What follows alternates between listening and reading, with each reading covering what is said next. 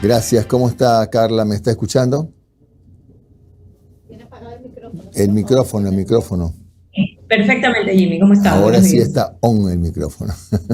¿Cómo está, Ahí abogada? está. A ver, Carla, se viene una consulta popular, más allá de que ya sabemos que se va a juntar con las elecciones seccionales. Mi pregunta es, yo siempre les pregunto siempre lo mismo a todos mis invitados cuando se trata de este tema. ¿Cómo hacer o se puede separar la calificación de gestión del presidente del objetivo de la consulta, del propósito de la consulta o de lo bueno o malo que tengan las preguntas? ¿Cómo se hace para que no se mezclen las dos cosas?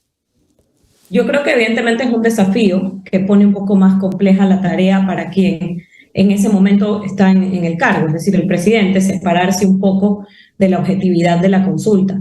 Definitivamente es un desafío, pero se puede lograr si la estrategia de comunicación, la forma en que se aborda y entrega la información al ciudadano es objetiva precisamente. Quien empieza diciendo no se trata de mí, sino de todos, se trata de la democracia, no de mi gobierno, de entrada te está reconociendo que no es un tema personal, sino es una agenda común.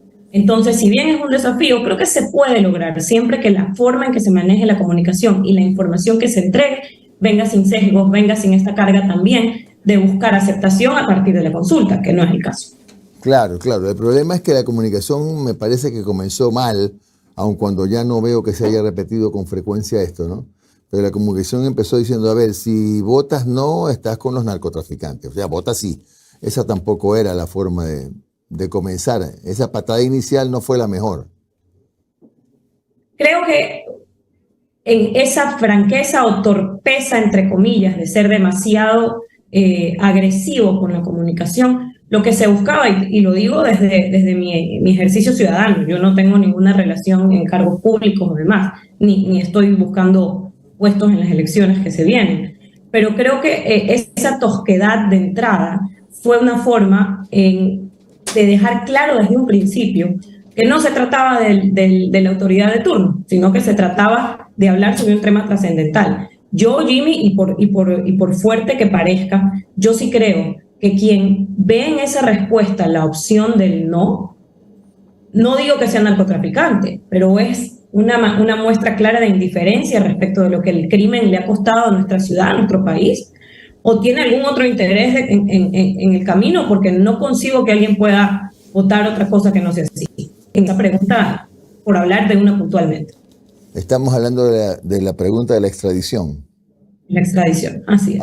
Ahora usted es abogada, Carla, pero pregunto, ¿hacía falta consultar sobre la extradición cuando tenemos un convenio de extradición con los Estados Unidos?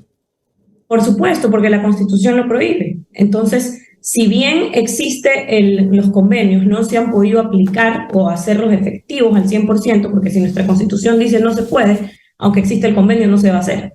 Sin embargo, si gana el sí en esa pregunta, por ejemplo, tenemos ya el mecanismo listo y la implementación es inmediata. Abogada, buenos días. Noris Arroyave te saluda. Carla, en el tema de la consulta, por lo general siempre se trata de polarizar y hablar de una tendencia política. ¿Apoyo a una persona o no la apoyo? Y se reduce la consulta discursiva y comunicacionalmente a eso. ¿Cómo hacer desde los colectivos ciudadanos y sociales para que exista un debate real y de altura de los temas de la consulta, pero sobre todo de los anexos? Más que las preguntas de la letra chiquita, para que la gente la entienda y exista todo este proceso realmente democrático en medio de unas seccionales, porque lo que más vamos a tener en este momento es un bombardeo de información y de propuestas. Por un lado, alcaldes y prefectos, pero por otro lado, esta consulta. Mira, yo creo que ahí, además de haber hecho una pregunta importante, estamos poniendo el ejemplo. La mejor manera de quitarle el sesgo o la carga política de la autoridad, es decir, del presidente respecto de las preguntas y respecto de lo que se busca con la consulta, la están ejemplificando ustedes en este momento. A mí me están entrevistando como ciudadana, yo no soy ni vocera del presidente ni funcionaria pública.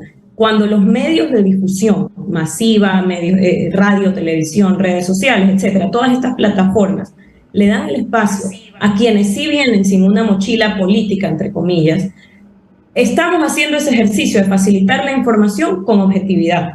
Porque yo como ciudadana te lo puedo decir, creo que la consulta es una herramienta idónea y es una inversión en democracia definitivamente. ¿Estoy de acuerdo con las preguntas? Sí. Tengo el espacio para explicar y dar mis argumentos.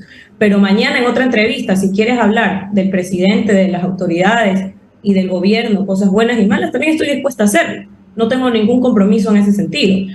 Pero esta oportunidad de darnos espacio a estos colectivos que mencionas, a ciudadanos que quieren hablar del tema y difundirlo desde una perspectiva netamente cívica, creo que es lo prudente y es un ejemplo claro de cómo se deben hacer las cosas. Ya, Carla, hablar de vota todo sí en la consulta o vota todo no también es una generalización. Por ejemplo, hay preguntas dentro de la consulta que hablan de reducción de cantidad de asambleístas que de alguna u otra forma afecta a la democracia porque le quita participación y representatividad a provincias, sobre todo las pequeñas, en donde ya de por sí es difícil que se fiscalicen los trabajos que se hacen, que se exhorte y se haga todo este seguimiento al gobierno nacional para que cumpla y trabaje en estas zonas que son tan olvidadas.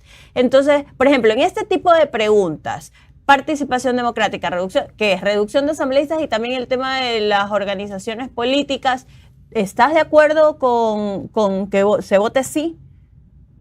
Sí, estoy de acuerdo y de hecho no estoy de acuerdo con lo que acabas de mencionar y te lo digo con todo el respeto y siempre he dicho aplaudo las diferencias porque a partir de ahí vamos a poder construir opiniones mucho más formadas.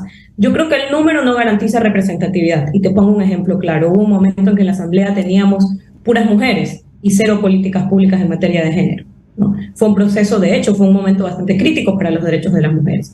Entonces la representatividad va más allá de cuántos tiene cada una de las provincias en la Asamblea sentada, porque aparte estamos hablando de un solo país, ni siquiera es que somos un Estado federado como para poder tener un criterio mucho más sesgado respecto a las realidades de cada una de las provincias. Yo creo que al revés, reduciendo el número no solamente vamos a disminuir gasto público, sino también a pedir o a exigir una representatividad realmente coherente e idónea. Porque si bien cada provincia merece tener un representante, hay provincias pequeñas, hay provincias mucho más grandes. También hay que exigirle a cada uno de los asambleístas que entiendan al país como un todo, independientemente de que tu voto venga de una sección específica a la que efectivamente representas.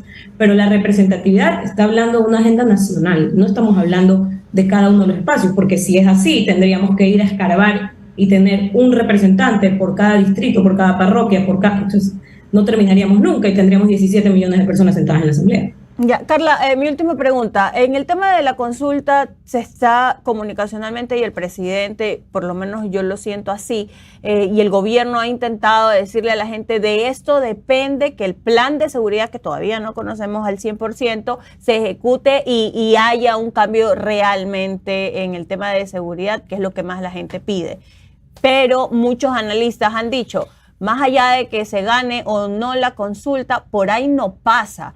Ganamos la consulta, imaginemos que se gana la consulta, que gana el sí, y que no se van a ver realmente los cambios porque no pasa por ahí las cosas. No lo digo yo, lo dicen muchos especialistas y analistas que han revisado el tema y que han tenido experiencia en otros países. Entonces, si la gente y la ciudadanía está esperando que una vez que se gane la consulta popular, cambie el escenario en las calles y luego cuando vean que eso no está pasando, va a ser un revés para el gobierno.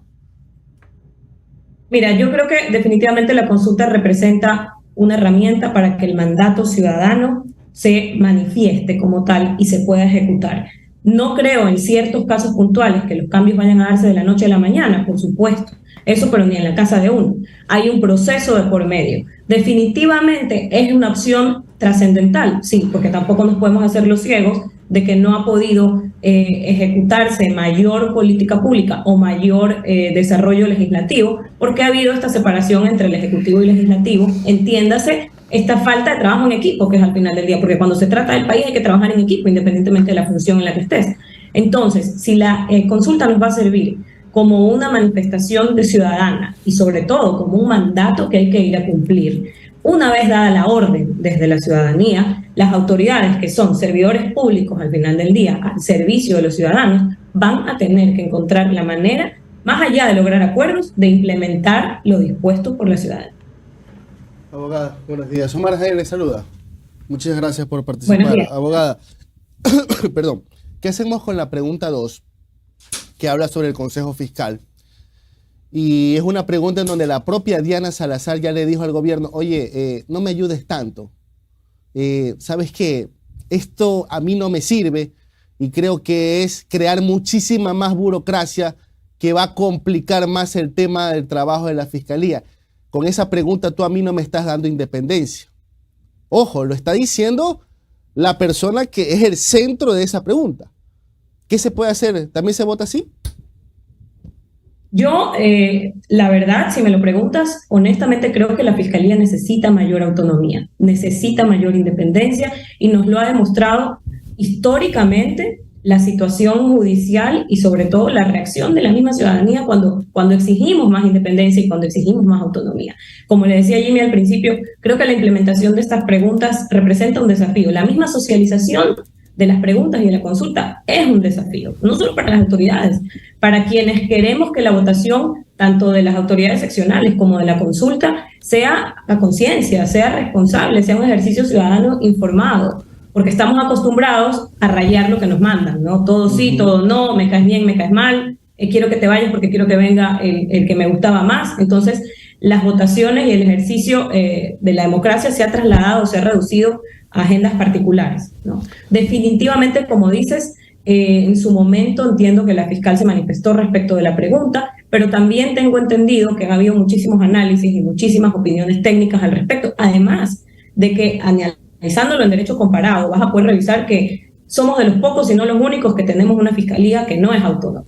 Entonces también se ha demostrado ya en la práctica que es... Oiga, abogada, ¿y cómo evitar que ese consejo fiscal sea un consejo de la judicatura paralelo? ¿Cómo evitar eso?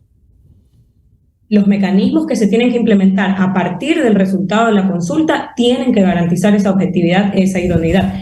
Definitivamente es una tarea compleja, definitivamente hemos vivido históricamente como país esto de que el manoseo o cómo se involucran terceros respecto a las decisiones que deberían ser mucho más objetivas y neutrales, pero sigue siendo para mí una batalla que tenemos que dar. Si nos vamos a rendir porque históricamente ha pasado algo, deberíamos entonces dejar de ser un país independiente y pedir que alguien más nos absorba, y creo que no es el caso. Claro, abogada, mire, y para cerrar, yo me acuerdo que hace un tiempo vi el tuit de un abogado que salió en estos videos promocionales para la consulta de Lenín Moreno, el Trujillato, que él salió respaldando eso y después dijo, mira, a nosotros nos funcionó porque se eliminó el correísmo, pero seamos sinceros, lo más cercano a dictadura que hemos tenido fue el Trujillato. Lo decía el propio abogado que apoyó en su momento.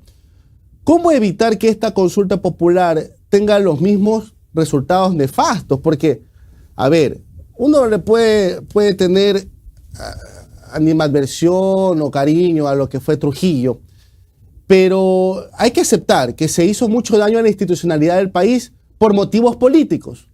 Hay que ser sinceros, o sea, no vamos a tapar el sol con un dedo. Y estamos en estos momentos viviendo un quiebre institucional en gran parte por lo que hizo el Trujillato. ¿Cómo evitar que esta consulta popular no sea un Trujillato parte 2? Mira, yo creo que ahí la falta en el ejercicio responsable de ciudadanía. Nosotros históricamente como país estamos acostumbrados a que otro haga, a que nos den haciendo, a que la autoridad no hace y la critico. Pero nadie se quiere mojar el poncho desde nosotros, desde los ciudadanos que vamos a votar. Creemos que tenemos que aparecer cada 4 años porque nos obligan y el resto del tiempo sentarnos cómodamente hablando desde la cancha de la democracia, del activismo y de la ciudadanía activa, el ejercicio de la ciudadanía activa.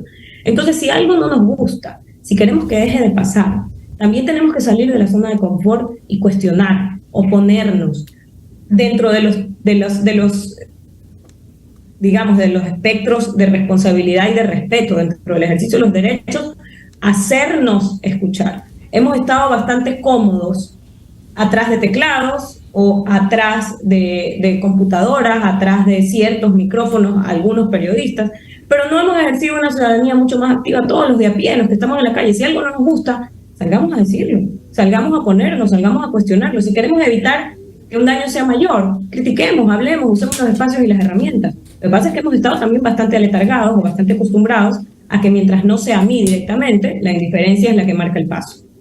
Gracias a la abogada Carla Morales por su comparecencia aquí en Un Café con JJ. Carla, saludos. Gracias, Jimmy, qué gusto verlo. Gracias por el espacio. Chao.